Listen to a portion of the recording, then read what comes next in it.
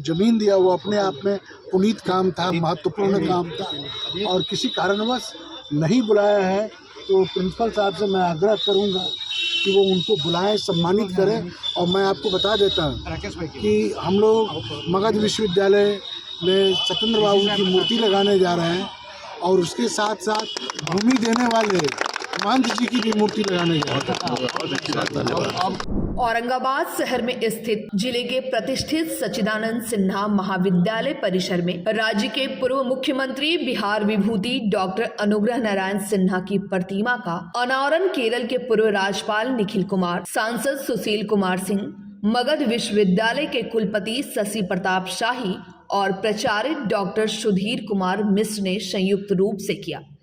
इस अवसर पर पूर्व राज्यपाल निखिल कुमार ने कहा कि जब भारत की स्वाधीनता की लड़ाई चल रही थी तो बिहार के पूर्व मुख्यमंत्री डॉक्टर अनुग्रह नारायण सिन्हा ऐसे वीर सपूत थे जो भारत की आज़ादी के लिए मर मिटने को तैयार थे। वे आधुनिक बिहार के निर्माताओं में से एक थे। लोकप्रियता के कारण उन्हें बिहार विभूति के रूप में जाना गया। उन्होंने बिहार के हित में काफी काम किया। उनके बताए मार्ग पर हम सभी को चलने की आवश्यकता है। कुलपति शशि प्रताप शाही ने कहा कि अनुग्रह बाबू राष्ट्रपति महात्मा गांधी के अनन्य सहयोगी थे। बोधगया स्थित मगध विश्वविद्यालय परिसर में बिहार के पूर्व मुख्यमंत्री सत्येंद्र नारायण सिन्हा की प्रतिमा भी शीघ्र स्थापित की जाएगी। श्री शाही ने कहा कि अनुग्रह बाबू एक राजनेता के साथ संत थे। वे एक पवित्र आत्मा थे। उन्हें जनता के द्वारा बिहार विभूति कहा गया। बिहार के विकास में उनके योगदान को भुलाया नहीं जा सकता है। श्री शाही ने कहा कि महाविद्यालय के लिए भूमिदाताओं का योगदान सराहनीय कार्य है। यह एक पुनीत कार्य है। यदि किसी कारणवश आज तक भूमिदाताओं को महाविद्यालय के किसी कार्य में सम्मानित नहीं किया गया या बुलाया नहीं गया है तो प्राचार्य से कहना चाहूंगा कि आगे से जो भी महाविद्यालय में कार्यक्रम हो उनमें सभी अन्य दाताओं को सम्मान के साथ बुलाया जाए और यथोचित सम्मान दिया जाए। इस अवसर पर महाविद्यालय के छात्र छात्राओं ने रंगारंग सांस्कृतिक कार्यक्रम प्रस्तुत किया। मौके पर प्रोफेसर अनिल कुमार सिंह, राजीव रंजन सिंह, मनोज सिंह सहित बड़ी संख्या में लोग मौजूद रहे। सबसे पहले तो मैं कॉलेज को बधाई देना चाहता हूँ। उन्होंने ये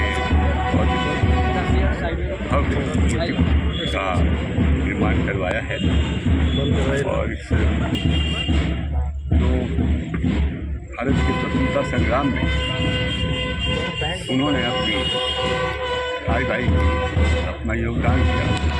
वो विरले ही दूर से लोग ऐसा करते हैं। कई बार जेल गए भारत के स्वतंत्रता संग्राम के सिलसिले में किसी क्राइम के सिलसिले में नहीं, और उनका जो त्याग था वो काबिले उनका राजनीतिक जीवन शुरू हुआ 1917 में जब बापू ने भारत और अपने साथ बिहार से 6 लोगों को दिया था करके।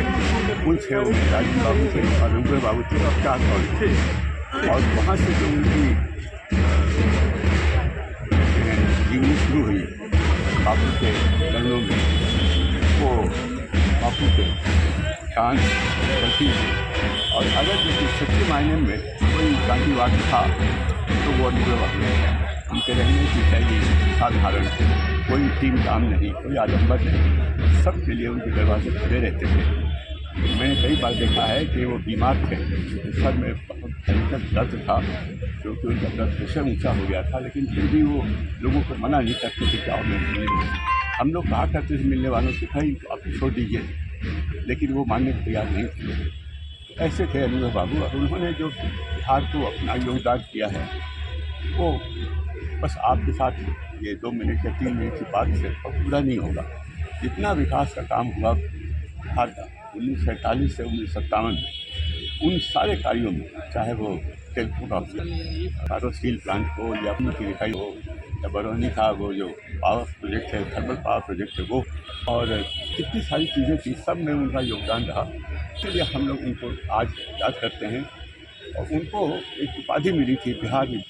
ये विभूति की जो टाइटल थी वो सबने नहीं दी उनको, वो जनता ने जिस डॉक्टर राजेंद्र प्रसाद का हो गया एक देशभक्ति डॉक्टर राजेंद्र प्रसाद, वैसे ही दोनों अनुजा बाबू और श्री बाबू को जनता ने जो दिया था टाइटल, एक बिहार केसरी थे श्री बाबू और बिहार विभूति थे अनुजा बाबू। इन दोनों जनों को बिहारी तब तक याद करेगा जब तक उनकी महिमा हम लोग याद करते हैं। आज इस मूर्ति का अनावरण करके मुझे बड़ा गर्व महसूस हुआ है और मैं एक बार फिर कॉलेज के स्टाफ को, शिक्षकों को धन्यवाद देना चाहता हूँ, बधाई देना चाहता हूँ। उन्होंने इसी परिकल्पना की और आज वो परिकल्पना खड़ी हुई।